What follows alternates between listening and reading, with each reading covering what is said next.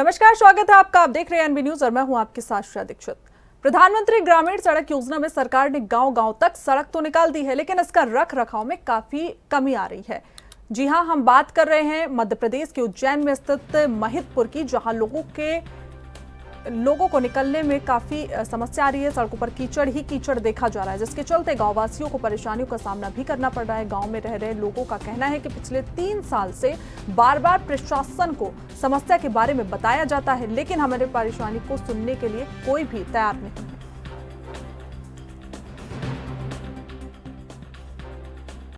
Sir, ये समस्या है कि जो रोड से ये रोड लग रहा है महिदपुर रोड से, यहाँ से लेके पंचायत तक, स्कूल बच्चे जाते हैं तो गिर जाते हैं इस रास्ते में, कीचड़ में कल्ला जाते हैं तो सर वापस घर पहुँचा देते हैं कि नहा के आओ।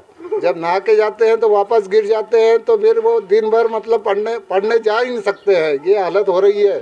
ये रोड शिकायत कहीं और की आपने? ये पंचायत में शिकायत करी तो पंचायत वाले बोलते हैं कि ये प्रधानमंत्री योजना का है। प्रधानमंत्री योजना में ये रोड बनता है, पंचायत से नहीं बनता है। हमारे पंचायत में पैसे नहीं आते हैं, इस कारण ये रोड ऐसे ही बिगड़ा हुआ है। जब से ठेकेदार ने बनाया, जब से बिगड़ा हुआ है। लगभग कितने समय से ये करीबन 3 साल से हम शिकायत कर रहे हैं। 3 साल से इसकी कोई सुनवाई नहीं कर रहा है। हमारी कोई सुनवाई नहीं कर रहा है। हम इतने जने परेशान हैं। इसके कारण ये लेटरिन का पानी आता है, नाली भी है, बुरा गई है। लेटरिन का पानी आते है, हम रोटी नहीं खा सकते हैं बाहर बैठ के, ना बाहर बैठ सकते हैं। कोई कार्यक्रम होता है तो ना किसी को, मेहमान को हम रोटी खिला सकते हैं, ना बिठा सकते हैं। ये समस्या है। और जितने ही रोड से लग रहे हैं घर, उनके बच्चे तीसरे दिन अस्पताल जाते हैं, बीमार होते हैं इस गंदगी के कारण। ये हमारे को बहुत सारी परेशानी उठानी पड़ती है। क्या नाम है आपका? मेरा नाम दरबार सिंह है, गांव सेकाखेड़ी, तहसील में। बुधनी में आज सुबह लगभग 2 घंटे की तेज बारिश से बुधनी के 500 करोड़ के विकास कार्य की पोल खुल गई। लोगों के घरों में पानी घुस गया, तो वहीं बुधनी जनपद पंचायत कार्यालय एवं कर्मचारी के कररटों पर भी पानी घुस गया है, जिससे लोगों के घर में रखे सामान भी डूब गए। वहीं तेज बारिश होने से किसान के चेहरे भी खिल उठे कि अब धान की खेती के लिए उनके खेत में पानी लबालब भर चुका है, तो आम लोगों को गर्मी से राहत भी मिली है, जो लोग खुश नजर आ रहे हैं।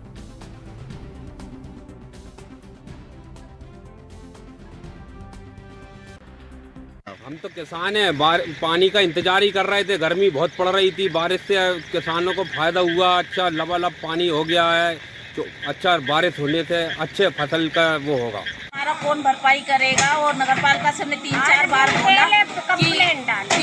बोला कि ये नाली बना दो, नाली बना दो। उनने पुल्ला डाल के नहीं गए, यहाँ पे नाली ऐसी बना के गए उनने कि पूरा पानी घर के अंदर आया। अब आया पानी तो पूरी दीवार गिर गई, हमारा पूरा नुकसान हो गया। कौन भरपाई करेगा?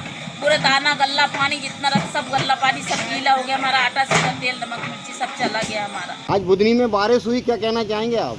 अरे आज बुधनी में रात में 3 बजे से बारिश जो चालू हुई है, 6 बजे तक एक धार में ऊपर वाले ने पानी पटका है, जिससे पूरे नगर में पानी पानी हो गया है। किसान खुश हो गए हैं, कुछ गर्मी से बहुत ज़्यादा राहत मिल गई। आज 1 घंटे की बहुत तेज बरसात हुई, आप इस बारे में क्या कहना चाहेंगे? अच्छी हुई, बारिश तो होना ही था। इससे क्या है, बारिश से किसानों को भी फायदा होगा। जो उनकी जो धान है उसमें फायदा होगा उन्हें कहीं ना कहीं। ये बुधनी में जगह जगह बाढ़ों में पानी घुस गया, इस बारे में क्या बोलेंगे आप? अब बाढ़ों को तो अपन ने देखा नहीं है, लेकिन बारिश होती है तो पानी तो थोड़ा बहुत तो भराता ही है।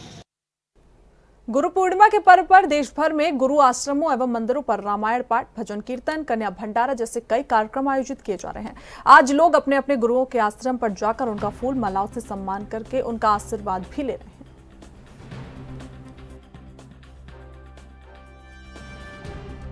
हैं। गुरु के मार्गदर्शन में हम चलें और गुरु जो है वो हमें मार्गदर्शन प्रशस्त करे। इसके लिए ये गुरु पूर्णिमा मौसम मनाया जाता है। ये सबसे पहले आदि शंकराचार्य जी के द्वारा चला हुआ था। आदि शंकराचार्य जी ने इस गुरु पूजा महोत्सव की स्थापना की थी सबसे पहले, तब से फिर धीरे धीरे प्रचलित हो गया। आज हम सब उसी भाव से इसको मनाते हैं और इसमें हम सभी मानव जीवन की कामना करते हैं, सभी जीवों की कामना करते हैं। सर्वे भवन्तु सुखिनः, सर्वे सन्तु निरामयाः, सर्वे भद्राणि पश्यन्तु मा कश्चित् दुःख भाग् भवेत्। सभी सुखी रहें, सबका कल्याण हो, सब आनंद में रहें। महाराज जी, सरकार ने फैसला लिया है कि गुरु पूर्णिमा पर्व स्कूलों में भी मनाया जाए, इसको लेकर क्या कहते हैं? देखिए, ये तो बहुत अच्छी बात है। यदि इस बीजेपी के उसमें या मोदी राज में अगर मोदी जी ने कुछ ऐसा संकल्प लिया है कि गुरु पूजा महोत्सव जो है स्कूलों में मनाया जाए, और मैं तो साथ साथ ये कहता हूँ कि रामायण गीता की भी थोड़ी थोड़ी शिक्षा दी जाए।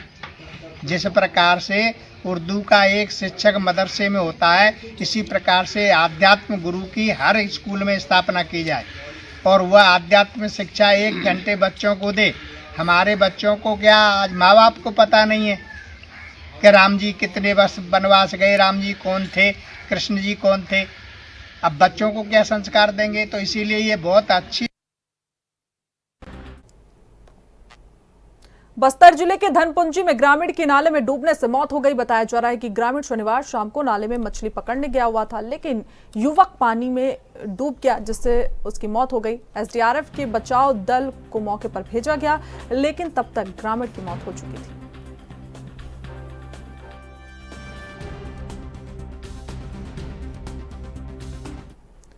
बस्तर में भारी बारिश के चलते रेल सेवाओं पर भी असर पड़ा है। कोटा वसला किरंदुल लाइन में चलने वाली यात्री ट्रेनों के रूट बदले गए हैं। विशाखापट्टनम किरंदुल पैसेंजर 22 जुलाई तक अब सिर्फ दांतेवाड़ा तक ही संचालित होगी। वहीं वापसी के दौरान ये ट्रेन किरंदुल से न चल के 23 जुलाई तक दांतेवाड़ा से चलेगी। इसी तरह विशाखापट्टनम किरंदुल नाइट एक्सप्रेस के रूट में बदलाव किया गया है। ये यात्री ट्रेन विजयनगर, रायगढ़, कोरापुट से होते हुए दंतेवाड़ा तक 22 जुलाई तक संचालित होगी। वहीं 23 जुलाई तक ये यात्री ट्रेन दंतेवाड़ा से शुरू होगी।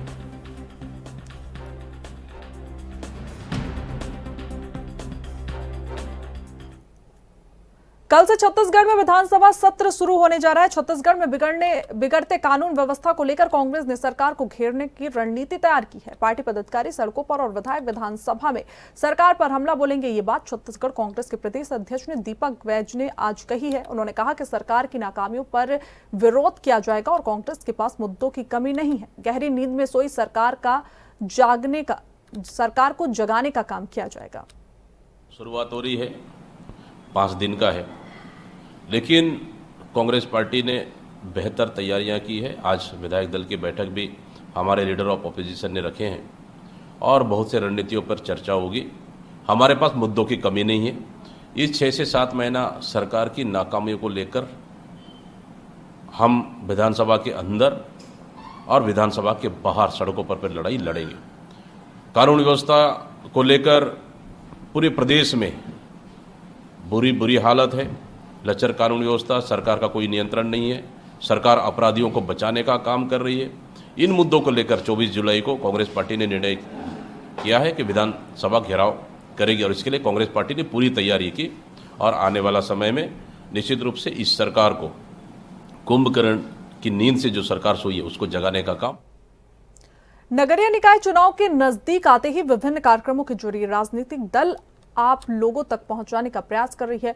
इन दिनों जगदलपुर में महापौर चौपाल कार्यक्रम नगर निगम के सत्ता पक्ष द्वारा आयोजित किया जा रहा है। महापौर चौपाल कार्यक्रम के तहत विभिन्न वार्डों में शिविर आयोजित कर महापौर, पार्षद और निगम का अमला लोगों की समस्या सुन उनको दूर करने का प्रयास कर रहा है। वहीं अब महापौर चौपाल को लेकर जगदलपुर में सियासत भी जोर पकड़ने लगी है। कांग्रेस ने आरोप लगाया है कि शासन ने 27 जुलाई से जन समस्याओं को लेकर शिविर आयोजित करने का आदेश जारी किया है। वहाँ पर चौपाल लगा सकती हैं, लेकिन उनको ये अधिकार नहीं है कि पूरे नगर निगम के कर्मचारियों को वहाँ ले जाए।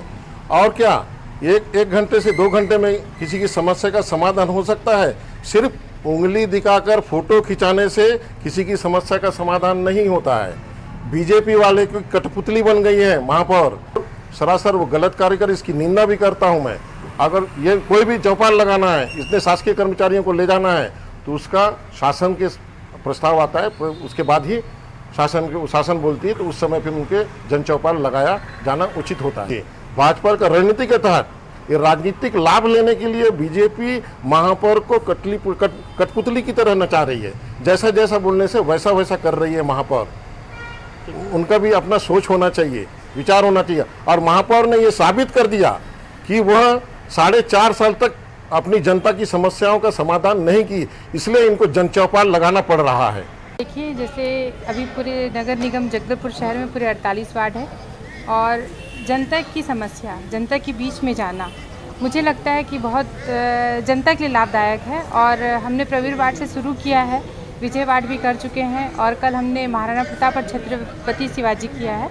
आज भी हमने 2 वार्ड का जो चयन किया और वहाँ पर अभी शिविर चल भी रहा है। और मुझे लगता है कि इसमें जो पब्लिक है, जो जनता है, वार्ड के जो वासी है, जिनको नगर निगम आना पड़ता था और दफ्तरों के चक्कर लगाने पड़ते थे, उन्हें वार्ड में पहुंचकर जो हम नगर निगम के द्वारा सेवा दी जा रही है, सभी विभाग है उसमें, अगर सफाई की व्यवस्था अगर दुरुस्त नहीं है, सफाई का शिकायत आ रहा है तो हम लोग पूरी कोशिश करें त्वरित निराकरण किया जाए। विपक्ष आरोप के अलावा और कुछ नहीं कर सकती है। रहा सवाल है जो शासन का गाइडलाइन आया है, वो मेरे चौपाल शुरू करने के बाद आया और जो मैंने प्रयास किया है कि जो हमने पहले शुरू किया है सेम वही काम है वहाँ भी, तो इससे हमको और लाभ मिलेगा। जिसमें शासन के गाइडलाइन में 27 तारीख से 10 तारीख तक का समय है, तो हमने पहले से ही शुरू कर दिया है और जो पहले से जो वार्डों को हम कवर कर रहे हैं, तो इससे मुझे लगता है कि 27 से 10 तक 48 वार्ड पूरा करना संभव नहीं था, तो हमने जो पहले से किया तो इससे हम लोग निश्चित 48 वार्ड तक पहुँच। फिलहाल बुलेटिन में बस इतना ही। तमाम जानकारियों के लिए देखते रहिए एनपी न्यूज़।